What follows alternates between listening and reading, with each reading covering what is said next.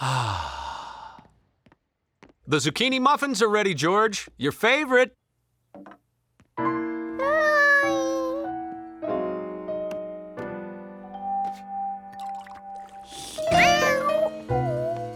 Are you all right?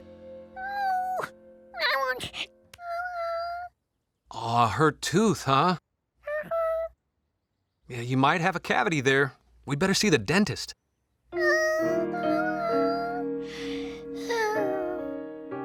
Oh, I'll grab the muffins.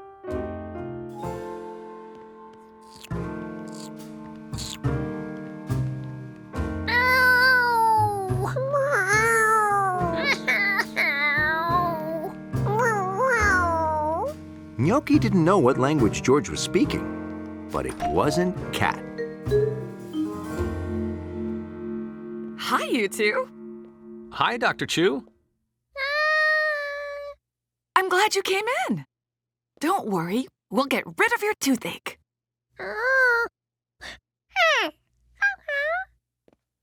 Oh, this is a model of what your teeth look like.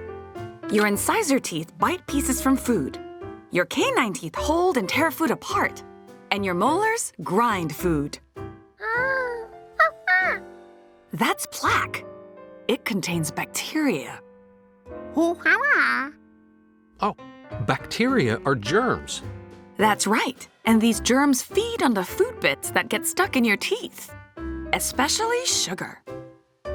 The bacteria make acid that can create holes in your teeth. Cavities. Don't worry. I know you're a good brusher. Fluorite toothpaste usually keeps them away. Dan, can you get George ready? Sure. This way, George. Be a good little monkey patient. Go on. You can climb into the chair. Oh, I didn't mean... okay.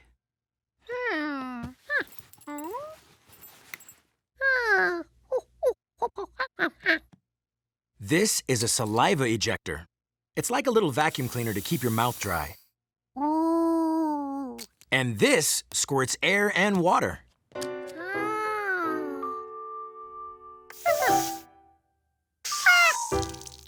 Oops.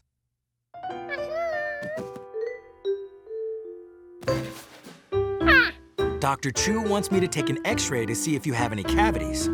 This protects you while I do it. This is a digital sensor. Open. Now, bite down and hold still. Oh, you won't feel anything. It's just like when someone takes your picture. Excellent. Open. Yep, those are your teeth. You sit back and relax. Dr. Chu will be right in. George's toothache kept him up all night. He sure hoped the dentist could find the problem.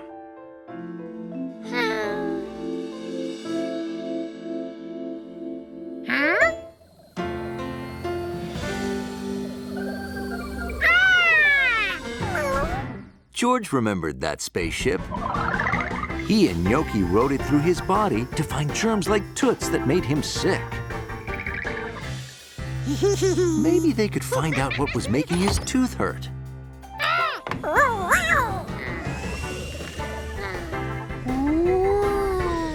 George wondered if all cats could drive as well as Gnocchi. This felt squishy. It had to be his tongue. We love sugar, that's the truth, especially when it's on the tooth. Yeah! Yummy! These creatures looked familiar to George. They seemed a lot like Toots the germ.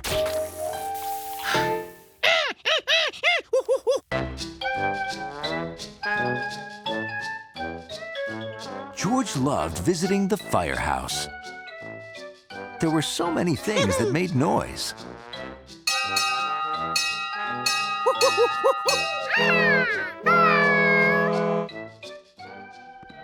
But today, George was being a very, very quiet little monkey. Because the Firehouse Band was rehearsing for the annual pancake breakfast. Hold it, everybody. This music's kind of, I don't know, lacking in something. Yeah, like oomph and pizzazz. Exactly. Oh, we'll get it. Let's just try it from the top. And a 1 and a 2. George was doing a pretty good job of being quiet. So far.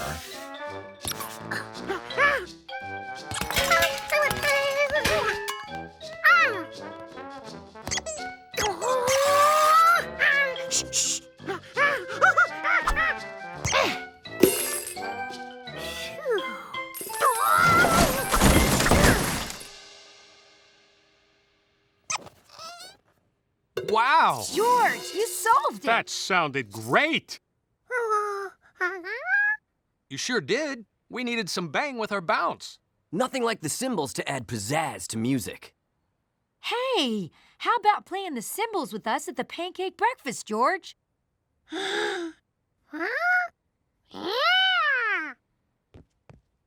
You're gonna love them. The sound comes from the vibrations moving through the metal when...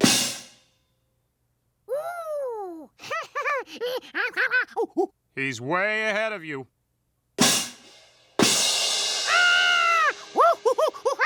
You ready to try playing along with us? Okay, let's do it. And a 1 and a 2.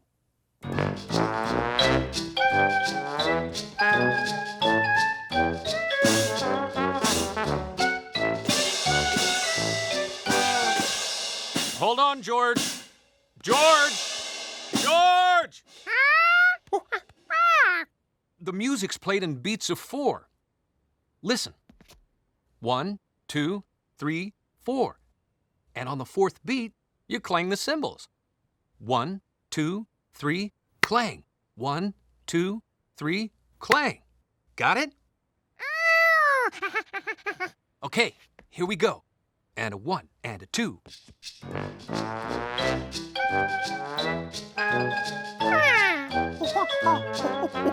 1, 2, 3, now. Great. 2, 3, now. You've got it. Big finish, George. Terrific. Sounds great. That was beautiful. Practice as much as you can, and you'll knock 'em out at the concert tomorrow.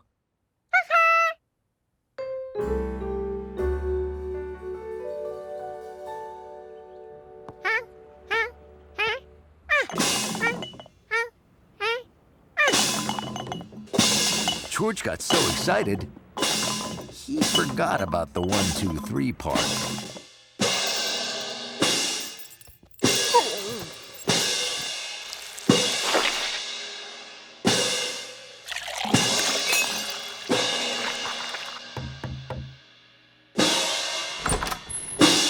Hi, Mr. Zubel. Mrs. Pippin. Hey there, Hunley. Just wondering if everything's okay. Huh? All that racket? What? The noise? The noise? Oh, I'm sorry. I couldn't hear you.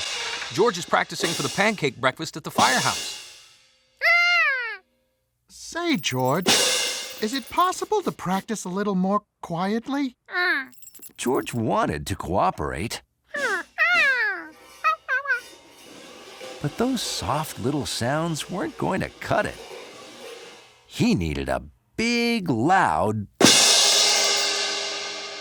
Maybe you should find somewhere else to practice, George. Monkeys love Scotland. It's a country with interesting clothes.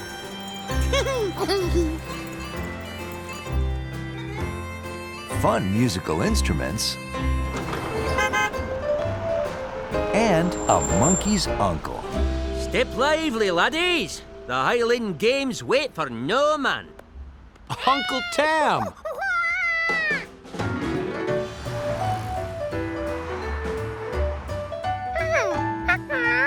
That's Loch Ness, Georgie. Loch is Scottish for lake, and a bonny loch she is indeed. Loch Ness? As in Loch Ness Monster? Don't worry, George. It's just a story. Well, no man can say for sure. Could just be a story. But on the other hand, for hundreds of years, people have cited the prehistoric beast that inhabits the deeps of the loch.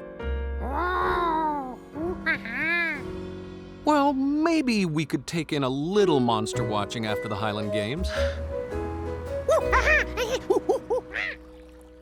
But George couldn't wait.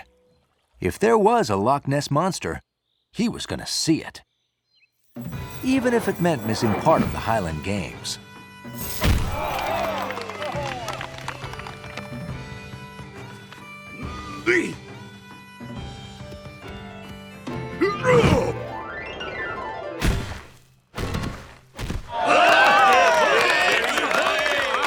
Wow, I can't believe they can throw those giant logs like they're sticks. The caber toss is an old Scottish tradition, and a tradition for our family as well. Amazing. Aye, but there's one wee problem. I got myself all practiced and ready, but woke up this morning and my back's a wee bit sore. Oh, I thought the family tradition was to end here and now. But then I remembered who was coming. Who? You! Me? The family tradition shall remain unbroken. You want me to... You mean I'm gonna throw that tree? Oh, thank you, lad. I'm touched.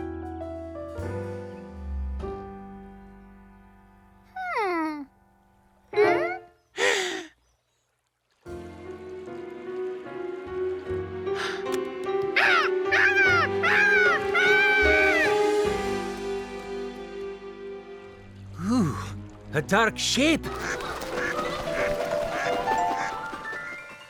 Oh, it's just a bunch of birds. But keep looking, Georgie.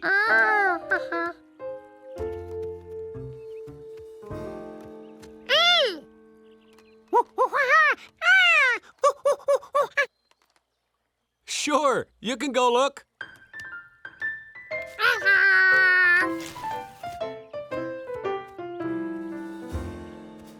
George wanted to be the first monkey ever to see the Loch Ness Monster.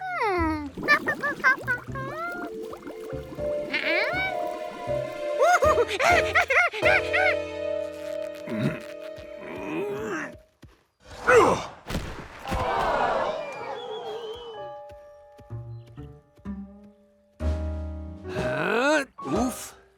That's it, nephew. Oh, you've got the family touch. I can see it sure as day.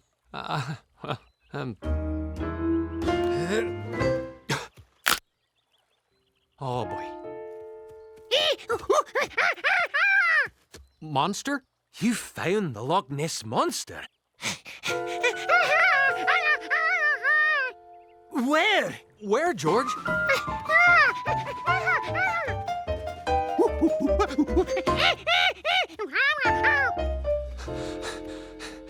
I cannot see it. Ooh, look at that, Georgie. Oh, my goodness. It's...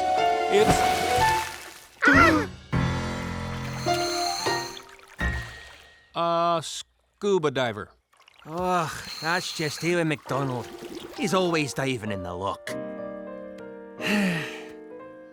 Well, we better be getting back. Keep a looking, Georgie.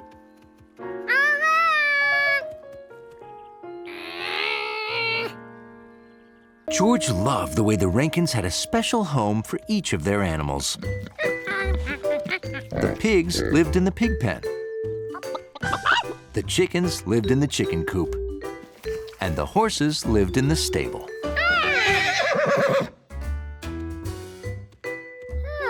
But George had never seen that pen before. What kind of animal lived in there?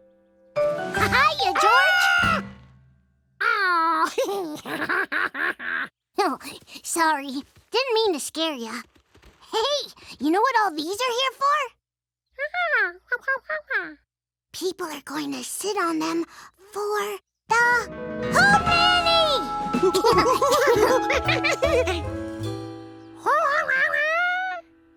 George, are you telling me you've never been to a Hoot Nanny before? Oh, yeah, well, neither have I. But this year, it's at our farm, so I can stay up late and go. And Grandma says there's gonna be music. And dancing, even! Ooh! That night, George couldn't stop thinking about the Hoot Nanny when he heard... A hoot?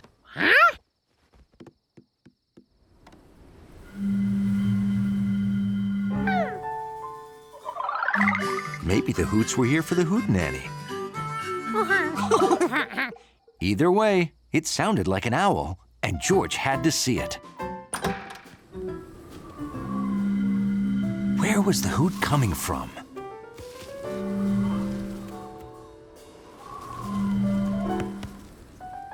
Could it be from inside the jug? It was too dark to see anything, but George sure could hear it. Maybe this jug was an owl's special home. It must be a baby jug owl. George wondered if anyone was taking care of it. He decided he would. He'd keep it warm. He fed it and snuggled it to bed. The jug owl was quiet. It must have fallen asleep. George couldn't wait to tell Allie about it.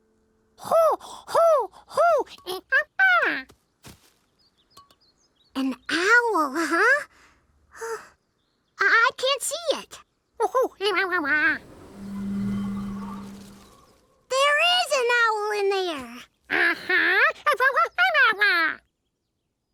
You know, an owl small enough to fit in that jug has got to be a baby. So there's probably a mommy jug owl nearby.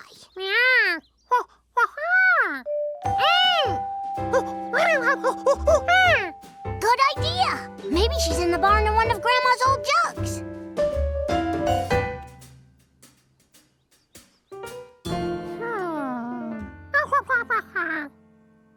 Yep, it's owlless. The mommy jug owl must be in a different jug. Not in here either.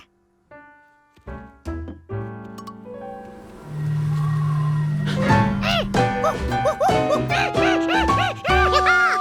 found the mommy! George and Allie were ready to show the jug owl family a good time.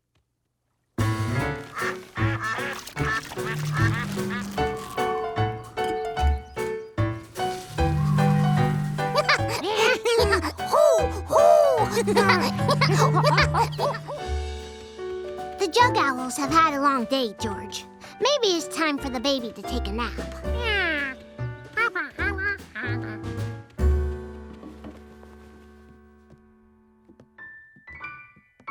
George, have you seen my valve oil? Shh! Oh, sorry, I didn't know your jug was sleeping.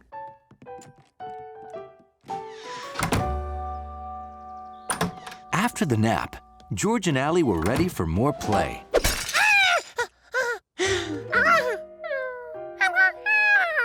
we would have seen it fly away.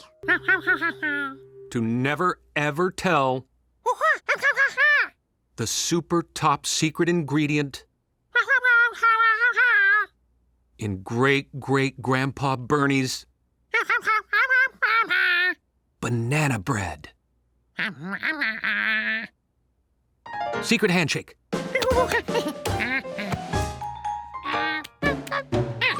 Okay. The super secret ingredient in great-great-grandpa Bernie's banana bread is almond butter. Mm-hmm. It keeps it moist and nutty. I think the Rankins will love it. First, we mix the dry ingredients. 1 teaspoon baking powder and 1 of salt. Hit it.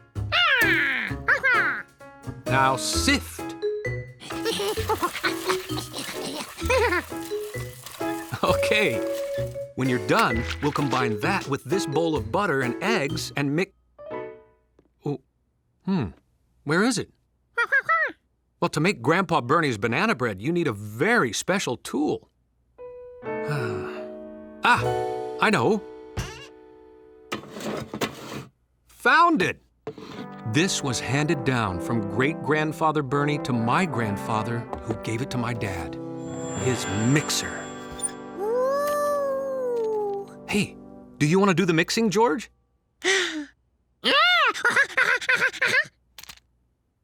Okay, you're on. Give it a crank.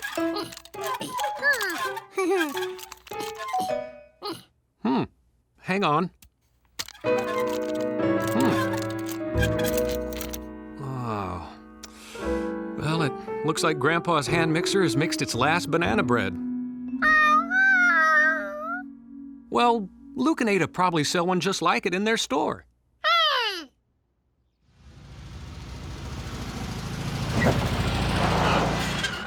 George, do you mind squeaking that mixer a little less?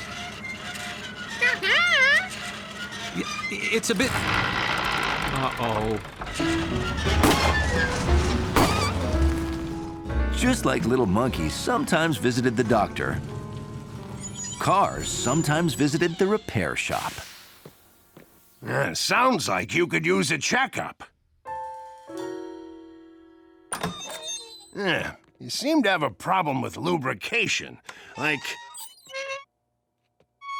You hear that? Squeaks. You see, the 2 metal parts on that hinge are rubbing against each other. That's what gives you a squeak. Now, your car has lots of moving parts. To keep them running smoothly, you need one magic ingredient. Oil. Your car has a way of keeping itself oiled. But if it runs out of oil... Exactly.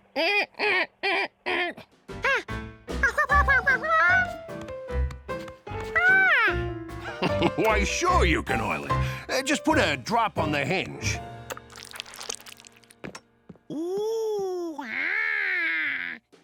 Yep, no more squeaks.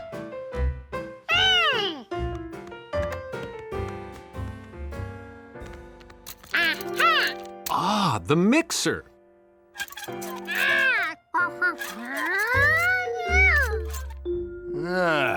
I see your problem. Good idea, George. But we'll need to use cooking oil for this. We just need a teeny tiny bit. Okay, only put a drop on the gears.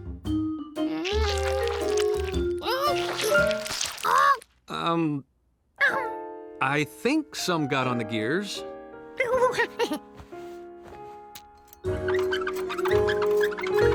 Hey, we fixed it. Okay, let's do some mixing.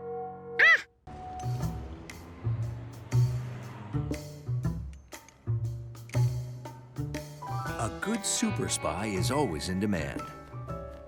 And 00 Monkey was no exception.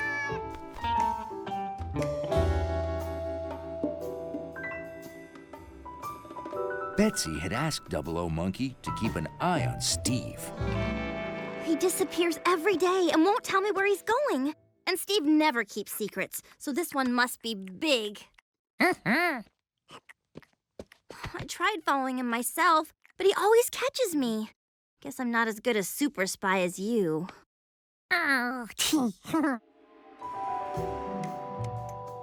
Betsy was worried that Steve was making her another good luck gift for her dance recital.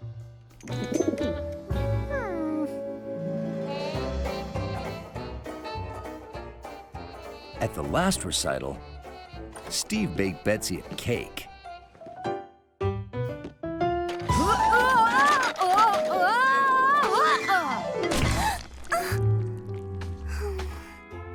The time before that, he brought flowers.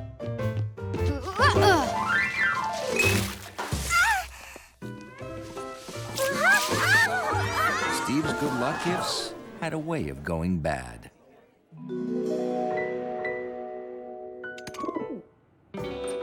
Betsy wanted 00 Monkey to follow Steve and blow the lid off his potentially messy plot. Because whatever Steve was cooking up, she wanted to be prepared.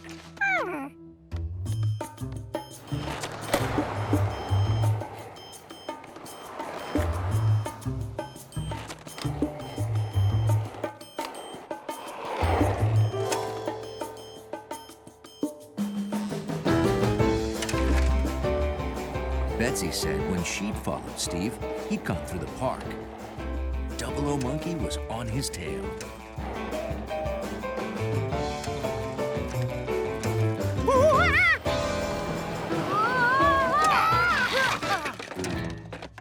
George, what are you doing here?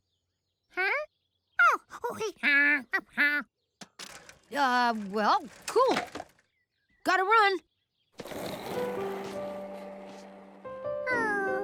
George wanted to keep Steve in his sights. But if George could see Steve, Steve might see George again. And then he remembered. When 00 Doggy needed to follow someone without being seen, he used a tracking device that made a sound only he could hear. George didn't have anything only monkeys could hear.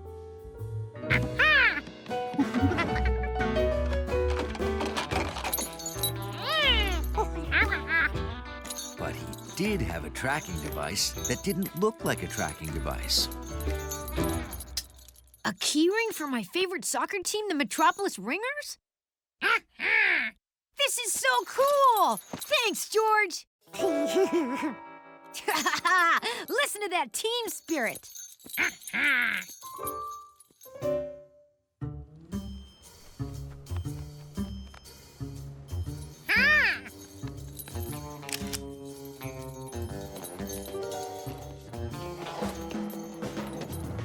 Now, 00 Monkey had 2 ways to stay on the trail.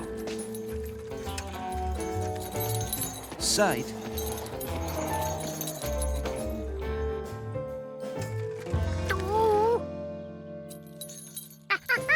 and sound.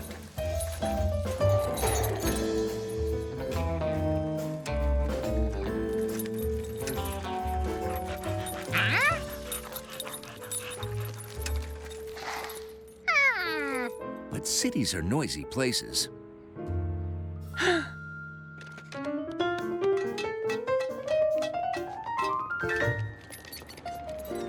00 Monkey couldn't hear or see Steve anywhere. Luckily, Super Spies used more than 2 senses. He'd use his nose. But there were a lot of sniffs to sniff.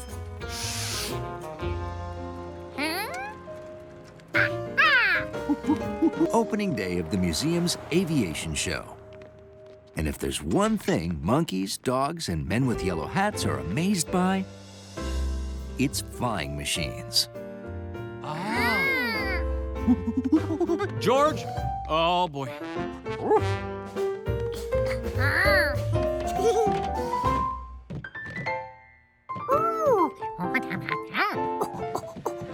Yeah, that's a propeller. Propellers move a plane by pulling air in through the front of the propellers and blowing air out the back.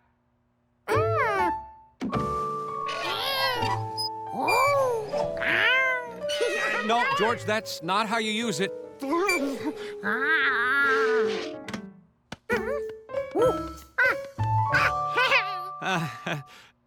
Meanwhile, Hundley was enjoying a Hundley-sized air show.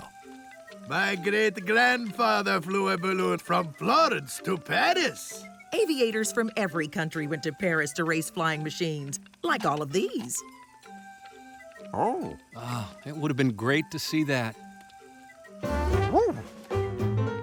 See it? Hundley wished he could have flown in it. Flying looked almost as exciting as being a lobby dog. Nice souvenir. Have fun? It sure is hot in here. The air conditioner stopped. Now that Hundley's back, I can leave my post to fix it. Mind helping out? No problem. George, you want to stay here and help Hundley watch the lobby?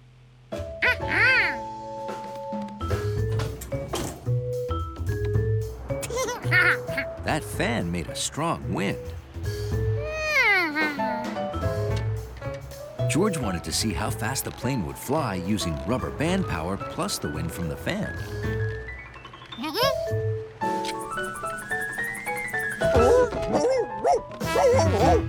But all Hundley wanted was to do his job and enjoy his balloon. His balloon?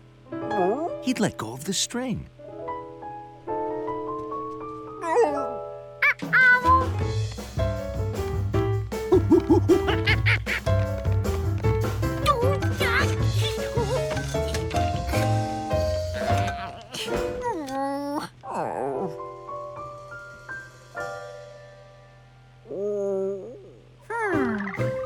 George had an idea only a monkey could think of. And he knew just where the man kept his fishing pole. Meanwhile, the hot room turned Hundley's worries into a dream. Famous British aviator Lieutenant Doxy flew to Paris for the 1909 International Air Show and Race. Sir! Yes, sir! Descending, sir!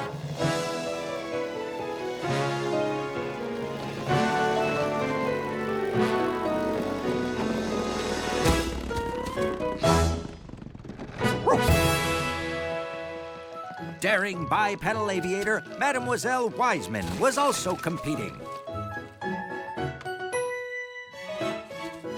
Oh, good to see you again, Doxy. Loser buys winner dinner, like last spring in Vienna. Oh,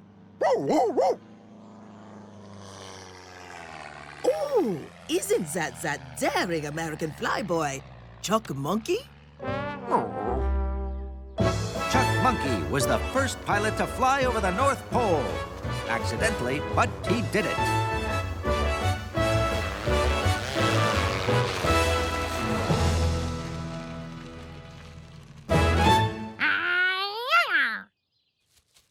Doxy worried Chuck could win this race. He'd heard it was hard to beat a monkey with a rubber band.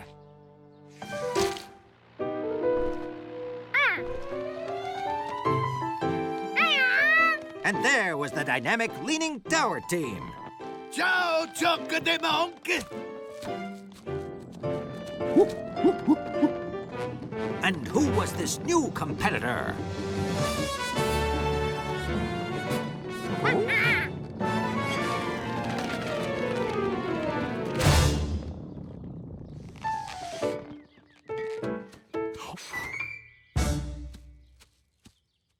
I'm... When you're friends with scientists, you never know when you might be called for a science-y mission. Like helping chart undersea volcanoes in Hawaii. And studying the habits of tropical fish. Now, George had some time to relax. George, can you come out and play? Huh? This was the first time Allie had shown up for a play date in a box.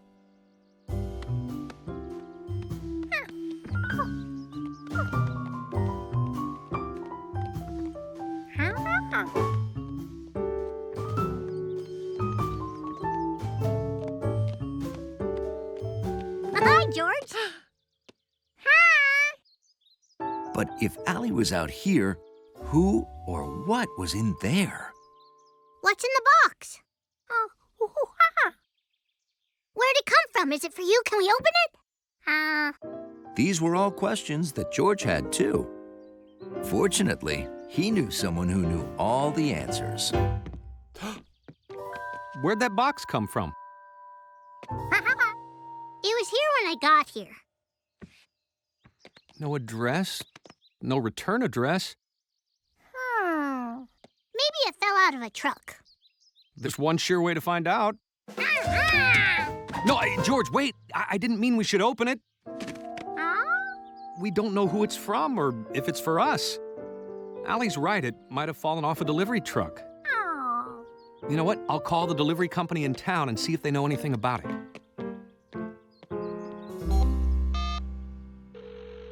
Lost and found? I'd like to report a package I found in my yard. Hold. A box that big?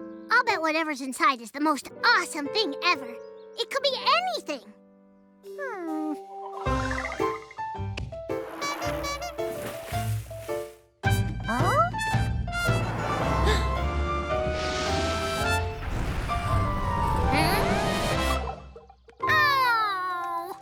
Hi, George, Allie. What's in the box? We don't know. A mystery, huh? Yeah, we aren't allowed to open it or move it. All we know is that what's inside is this tall and this wide. Hey! My goat is this tall. Maybe it's a goat. A goat? Why would anyone mail a goat? Mailing an elephant would be too expensive. They weigh a ton.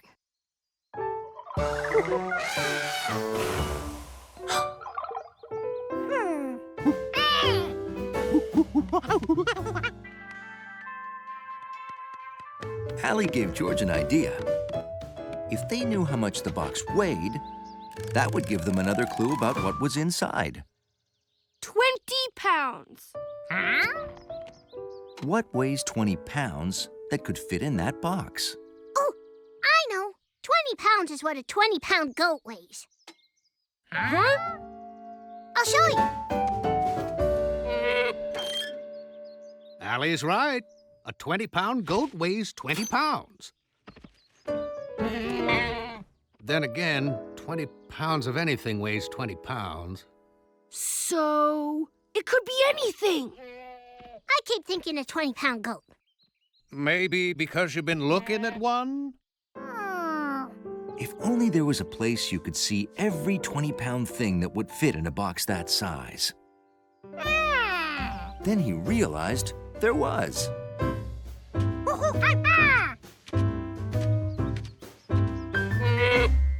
It was called a store. First, they needed an empty box the same size as the one at home. Good thinking. This way we'll know if a 20-pound thing is too big or too small to fit in the box.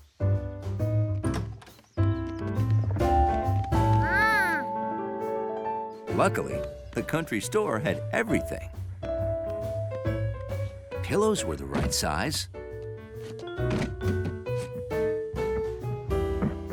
But George needed to find something heavier.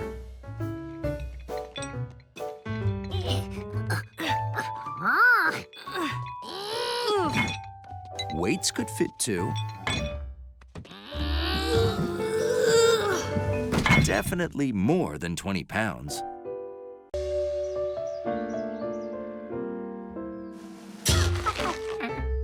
All spring, George and Allie had a project.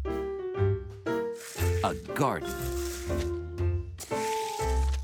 They dug holes, planted seeds, watered, and waited until a tiny sprout appeared.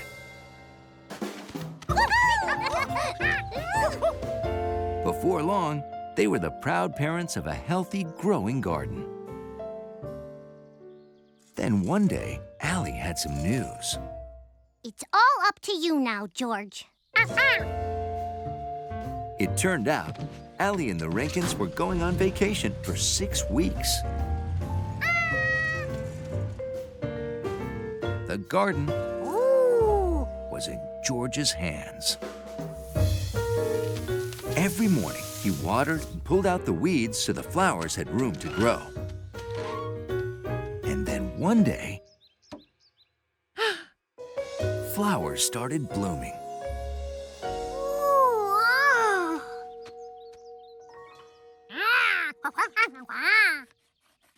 George couldn't wait to send Allie a picture.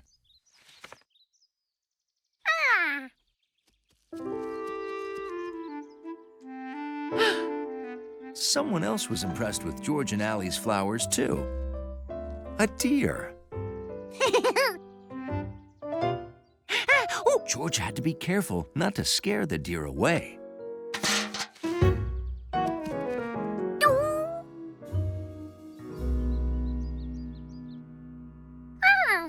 The next morning, George was eager to check his garden.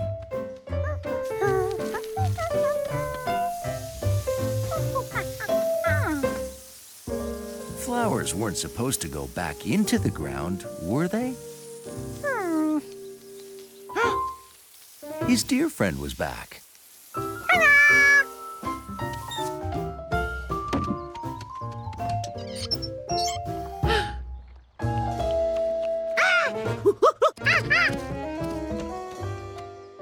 It turned out that the deer liked George's flowers too much. This was horrible. George could just imagine what Allie would say. George didn't know what to do. Then at breakfast, he had an idea. Maybe if George shared his oatmeal, the deer wouldn't want to eat his garden.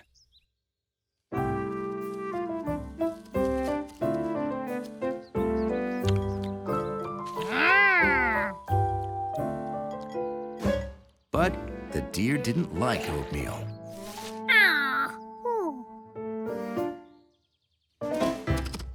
She liked flowers.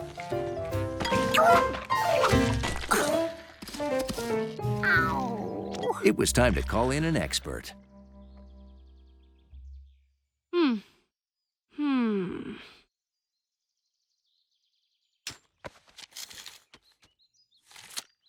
Looks like a deer's been eating your flowers.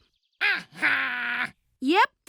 My mom had the same problem, but last week she built a high fence and they all went way far away. There's plenty of grass and wildflowers for them to eat. You just have to keep them out there. Hey, maybe you could build a tall fence too. A really high one they can't jump over. Let's see. To buy wood for a real deer-proof fence, we'll need exactly way more money than we've got. So the fence was out. How else could George keep the deer away? Only one thing had kept the deer out so far.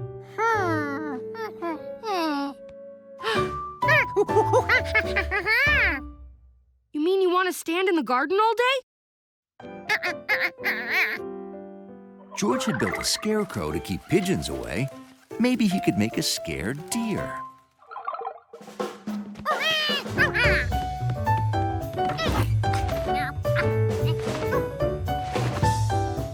The more pins people knocked down, the more money would be donated for bobolinks.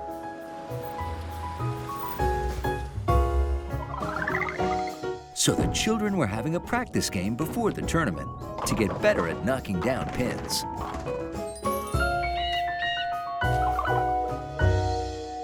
You see? Now you can practice with something that doesn't squish or squirt.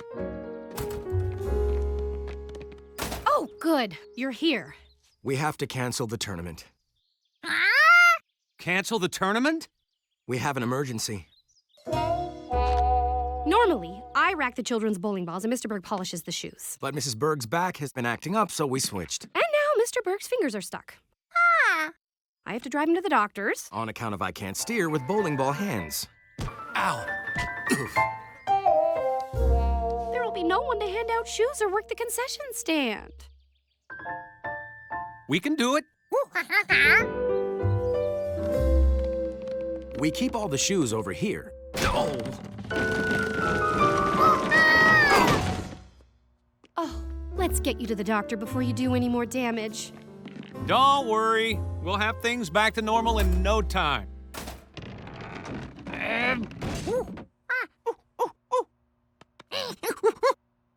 You think you can handle the shoes, George?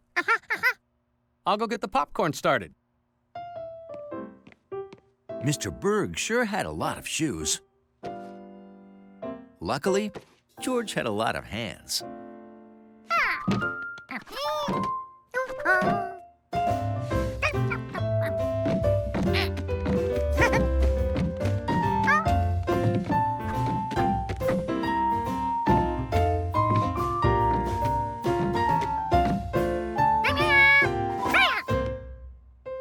All the shoes were back in the cubbies.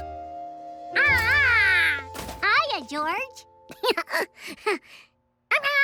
And just in time, the children's practice round was about to start. This is my first time bowling, but I know I'm going to be good at it, because my grandma always tells me how good I am at knocking things down around the house. Me and my team need shoes.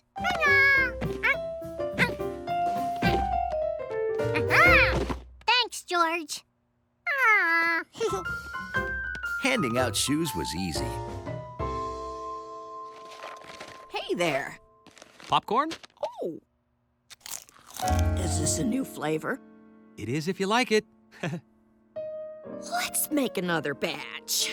Where does Miss Berg keep her popcorn? Oh. Hey, want to watch me get my first strike ever? Okay, here I go.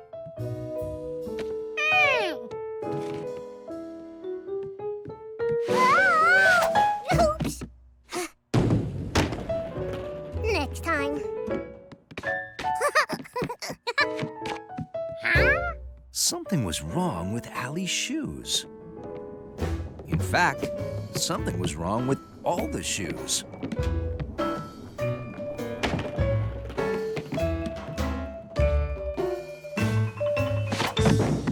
The shoes wouldn't stay on anyone's feet. This was awful. George had to figure out what was wrong with the shoes, and quick. Hey, George! The Sprout Bowler is reporting for duty. Huh? Wow. Good thing they gave the little kids extra time to practice. Yup, that shoe is too big for a kid. Most bowlers wear the same size bowling shoes as their street shoes. Little kids probably don't know that. Monkeys didn't know that either. But then monkeys didn't usually wear shoes. Size 10, size 10, and size 7.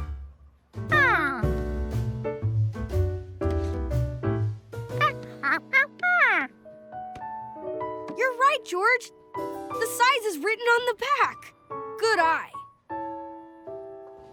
They could find the shoes quicker if the size numbers were in order.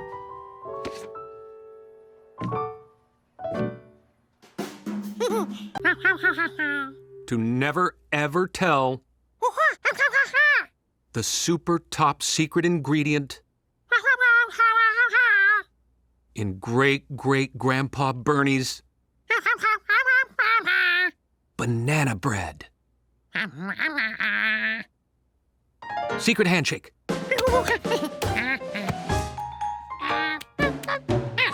Okay. The super secret ingredient in great-great-grandpa Bernie's banana bread is almond butter. Mm-hmm. It keeps it moist and nutty. I think the Rankins will love it. First, we mix the dry ingredients. 1 teaspoon baking powder and 1 of salt. Hit it. Now sift. Okay. When you're done, we'll combine that with this bowl of butter and eggs and mix... Oh, where is it? Well, to make Grandpa Bernie's banana bread, you need a very special tool. I know. Found it! This was handed down from great-grandfather Bernie to my grandfather, who gave it to my dad. His mixer. Ooh. Hey, do you want to do the mixing, George?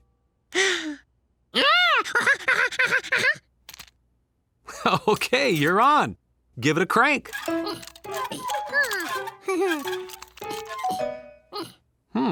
Hang on.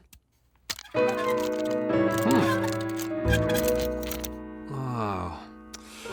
Well, it looks like Grandpa's hand mixer has mixed its last banana bread.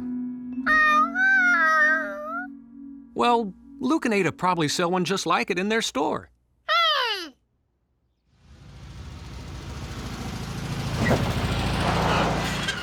George, do you mind squeaking that mixer a little less? It's a bit... Uh-oh. Just like little monkeys sometimes visited the doctor, cars sometimes visited the repair shop. Sounds like you could use a checkup. You seem to have a problem with lubrication. Like... You hear that? Squeaks. You see, the two metal parts in that hinge are rubbing against each other. That's what gives you a squeak. Now, your car has lots of moving parts. To keep them running smoothly, you need one magic ingredient. Oil. Your car has a way of keeping itself oiled. But if it runs out of oil... Exactly.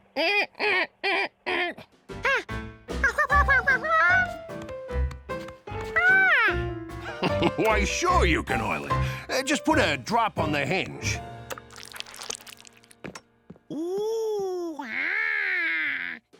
Yep, no more squeaks.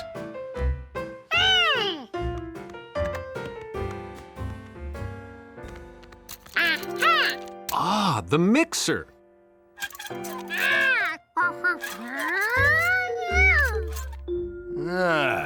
I see your problem. Good idea, George. But we'll need to use cooking oil for this. We just need a teeny tiny bit. Okay, only put a drop on the gears.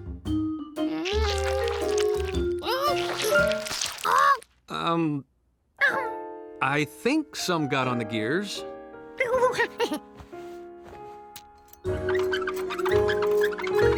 Hey, we fixed it! Okay, let's do some mixing. It was late summer, and everyone's garden was full of all kinds of fresh fruits and vegetables. Except George's. All he had were... cucumbers. And more cucumbers.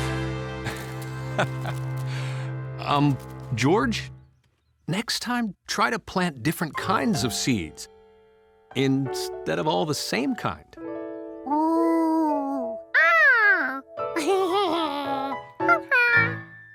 Well, good thing I like cucumbers. Let's find some more containers. We can't leave those on the vine. It took all the pots, bowls, hats, and a few boots, too. But they finally got all the cucumbers out of the garden and into the house.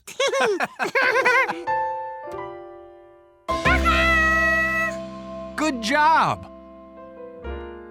Only, what do we do with the rest of them? Maybe they could build cucumber houses. Or cucumber boats? Cucumber action figures?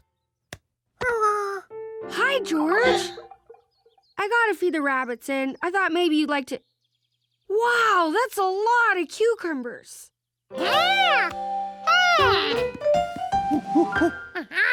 Gee, thanks, George.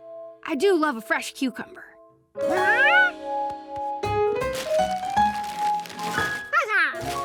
Cool. I bet the bunnies will like some too.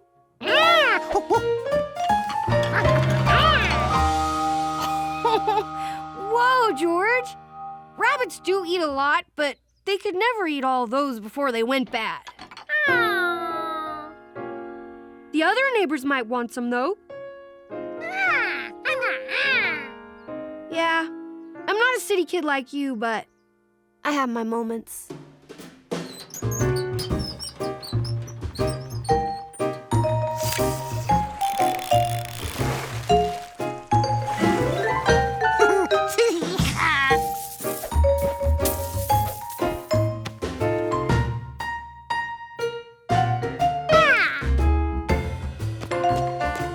George gave cucumbers to every person he saw.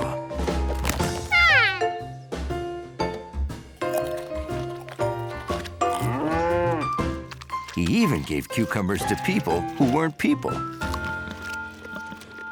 But he still had a lot of cucumbers left. Oh, no thanks, George. I have plenty of cucumbers already. See? Those weren't cucumbers, they were pickles. No, really. Pickles come from cucumbers. They sure do. There's no such thing as a pickle tree, George. You ought to pickle those, too. It's easy. I'll show you. First, I boiled these cucumbers for a few minutes, then drained out the water. It's called blanching. Now, I'm ready to make my brine. That's my pickling liquid. Brine is a boiled mixture of salt, vinegar, and water.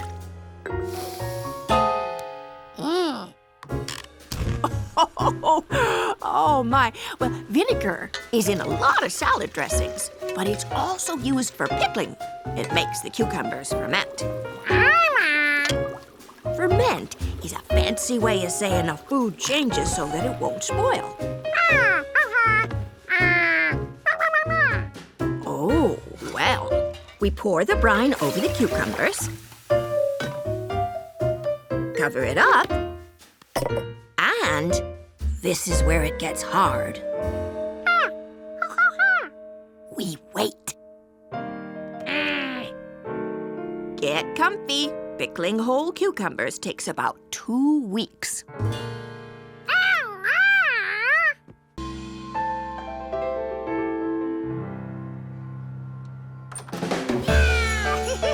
George loved snowy days. Wherever he wanted to go, he could ride his toboggan.